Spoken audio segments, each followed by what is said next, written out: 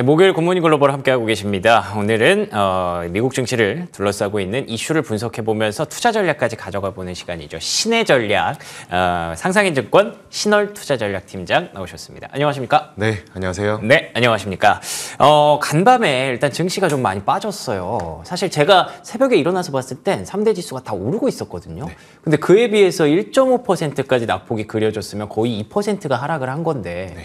왜 이런 일이 일어났는지 궁금하네요. 네, 그동안 이제 산타 랠리에 대한 기대감이 좀 증대되었었는데요.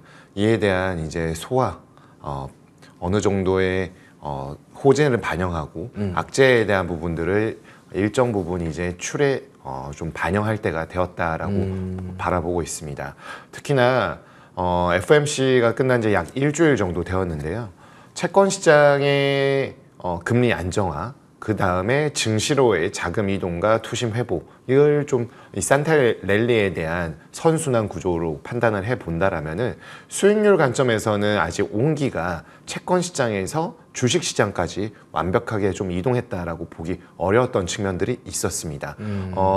FOMC 이후에 전반적으로 채권 시장은 안전자산인 국채와 위험자산으로 분류되는 하이힐드와 크레딧물 모두 좀 선방을 하고 있었던 반면에 증시는 소프트한 경기의 랜딩, 그리고 금리 인하에 대한 기대감이 복합적으로 미국 중심으로 좀 회복이 되었고요.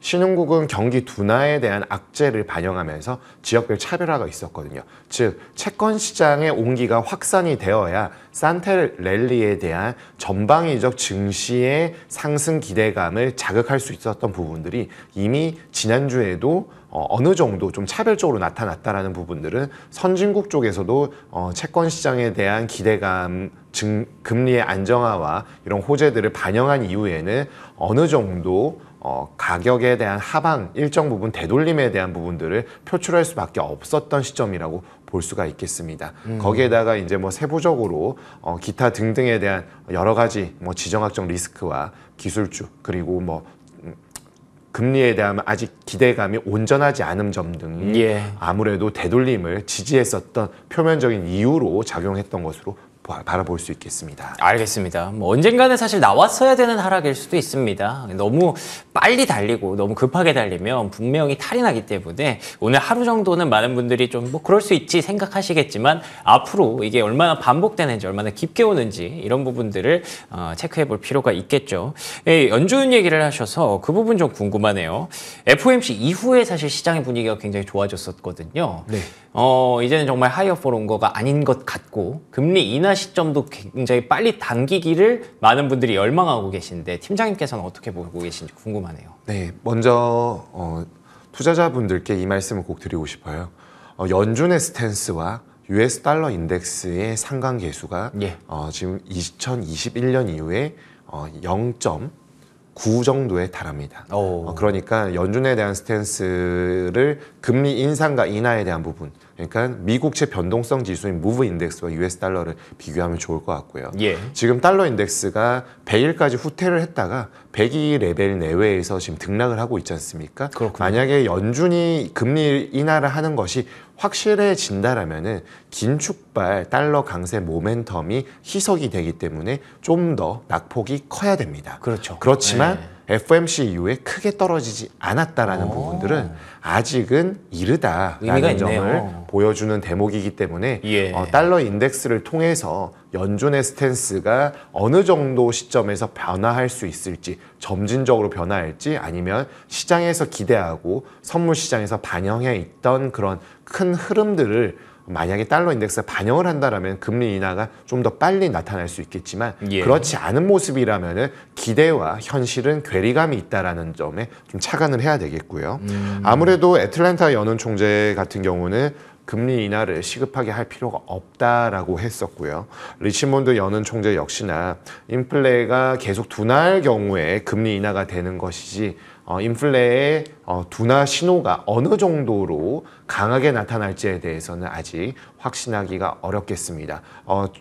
차후 다시 예멘이나 유가에 대한 상승 압력 등 다시 짚어보겠지만 공급망에 대한 충격이 일정 부분 완화된 것은 맞지만 수면 아래로 떨어진 것은 아니고요. 그쵸. 여전히 수요 측 요인에 의한 서비스, 임금 이러한 부분들은 견조하게 받쳐주고 있다는 점 고려할 때 이런 인사들의 발언 등은 우리가 유의 깊게 좀 살펴볼 필요가 있겠습니다.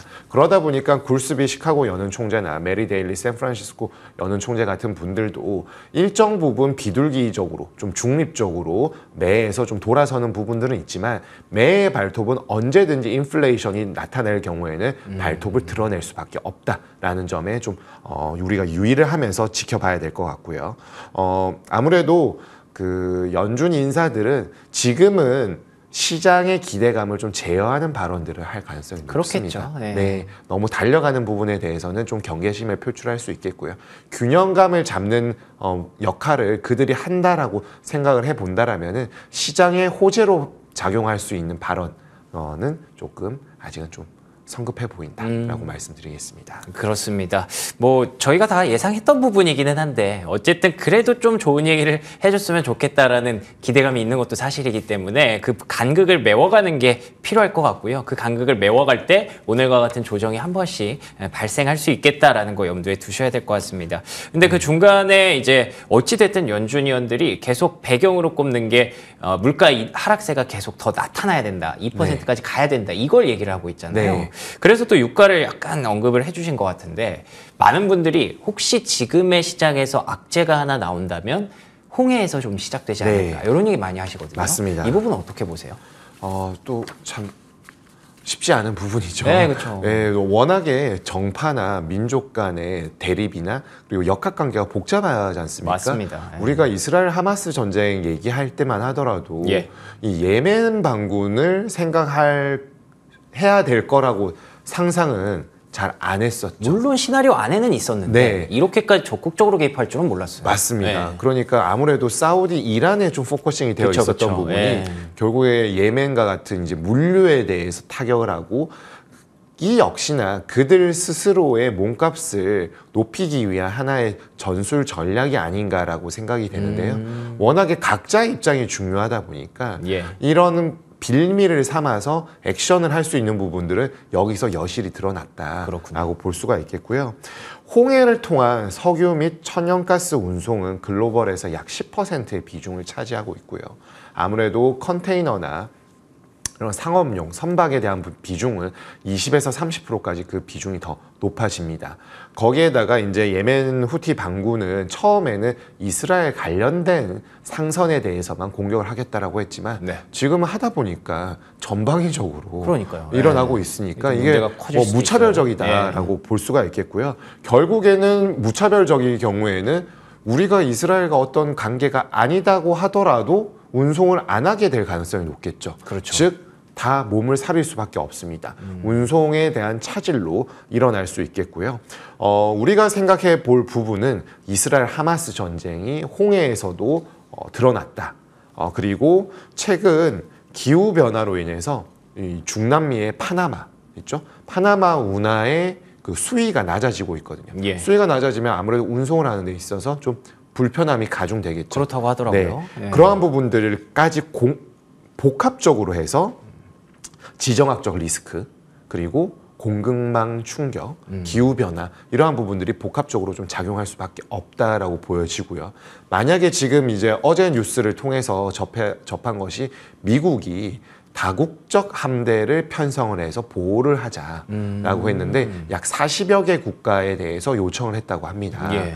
다만 모든 국가들이 응하지 않는다라는 점은 호주를 통해서 알 수는 있었지만 일단은 그럼 미국의 요청이 온다라면은 이걸 고려를 안 할 수가 없는 쉽지 않죠. 상황이죠. 예, 빠지기가. 네, 그런 상황이다 보니까 네. 좀 어느 정도는 편성이 될 것 같습니다. 시차를 두고 그렇게 되었을 때 보호만 한다라면은 되겠지만 예. 이 부분이 군사적인 행동과 좀 그런 확전의 느낌으로 진행이 될 경우에는 그건 또 리스크죠. 굉장한 또 리스크로 될 수가 있습니다. 그러니까 지금 3년째 끝나지 않고 있는 우크라이나 러시아 전쟁, 이스라엘 하마스 전쟁, 그리고 다음 달에는 대만 선거가 있는데요. 양안 관계에 좀 격하 가능성 등을 고려할 때 이 삼각형의 지정학적 리스크가 인플레이션을 자극할 수 있는 가능성에 대해서는 여전히 열어두어야 한다라고 볼 수 있겠고, 다시 앞서 주셨던 질문에 대한 부분과 이어서 말씀을 드리자면은 일단 공급망 충격에 의한 인플레의 압력이 완화가 되었고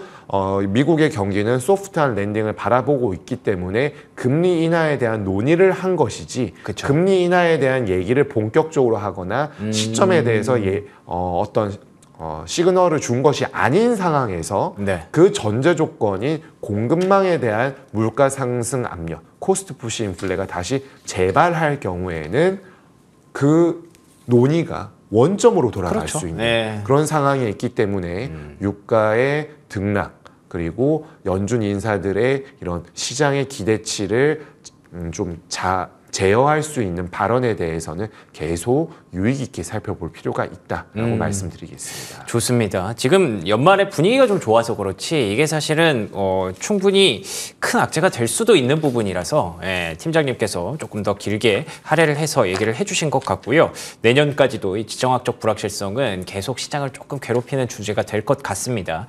오늘 팀장님의 말씀을 다 듣다 보니까 이렇게 우리가 아유 시장 좋네 계속 가자 이러고 있을 수만은 없는 상황인 것 같은데 연말 연초를 대비하는 어떤 전략 큰 틀에서 잡아본다면 어떻게 잡을 수가 있을까요? 네, 산타랠리에 대한 기대감은 충분히 일주일 동안 만끽을 했었던 한 주였는데 충분히 즐겼습니다. 사실 생각해보면 11월 초도 좋았어요. 예, 그렇죠. 그러니까 11월 초에도 산타랠리냐? 근데 제가 조금 더 빠른 것 같다 해서 한 쉬어갔고요. FOMC가 이제 지난주에 있었지 않습니까? 다시 한번 산타랠리가 좀 어느 정도 있었지만 랠리에 대한 부분까지는 좀 이어지긴 다소 어려운 부분들은 있다. 즉 굴곡이 있는 일정 부분의 자산 가격 상승세가 아닐까라고 생각을 하고 있고요. 예. 물가 근원 PC MOM 기준으로는 0.2 정도 지난달과 같게 나오겠지만 YY는 지난달이 3.5였지만 조금 내려간 3.4의 컨센이 모여지고 있습니다. 그렇지만 아직 컨센이 확실하게 3.4다라고 얘기하지 않고 있고, 이 정도의 레벨은 여전히 물가 안정 목표제보다 높은 수준에 그쵸. 있습니다. 네. 거기에다가 이제 양도세에 관련된 어제 경제부총리의 인사청문회에서 얘기가 나왔었는데요. 지금 10억 원 기준과 코스피 1%, 코스닥 2%, 코넥스 4%의 보유 지분율에 대한 기준을 조금 완화시킨다. 양도세 기준은 20에서 50억 원 정도로 상향할 것으로 보여지는데요. 여기에 대한 부분들은 개인 투자자의 손실, 대주주 물량이 대규모로 출회해서 애꿎은 개인 투자자들의 손실을 좀 예방하고 시장의 왜곡을, 세제에 대한 부분 때문에 시장이 왜곡이 되는 부분을 좀 방어하자, 방지하자, 이런 측면들이었었는데요. 양도소득세로 좀 어느 정도 된다라면은 일정 부분 물량이 막판에 쏟아지는 부분들에 대한 부분들은 일정 부분 막을 수 있다라는 기대감은 호재로 작용하겠습니다만은 국가 재정을 측면에서 본다라면은 세수가 부족한 상황에서 이런 양도세 완화까지 되었을 때 다른 항목에서의 세입 그 보존 같은 부분들에 대한 부분들이 있기 때문에 이에 대한 부분들은 정부에서 추진은 하겠지만 아직은 확정되지 않았다라는 측면에서 조금 더 지켜볼 부분들은 있겠습니다. 알겠습니다. 초반에 해주신 말씀이 기억에 좀 남네요. 굴곡이 있는 증시, 굴곡이 있는 상승세가 될 가능성이 있다. 지금 그 굴곡을 한번 맛본 것 같고요. 앞으로 연말까지 너무 그렇게 긍정적인 모드만 물론 그렇게 됐으면 좋겠지만 그래도 조금은 우리가 불확실성 요소들 잘 체크해놓고 캐치해두고 있어야 또 대비가 좀 잘 될 것 같습니다. 지금까지 상상인증권 신월투자전략팀장과 얘기 나눠봤습니다. 오늘도 좋은 말씀 고맙습니다. 네, 굿모닝 글로벌 목요일 순서 여기서 마무리하겠습니다. 저희는 내일 아침 5시 55분에 돌아옵니다. 이어지는 출발 성공 투자 역시 MTN 머니투데이 방송과 계속해서 함께해 주시기 바랍니다. 시청해 주신 여러분 고맙습니다.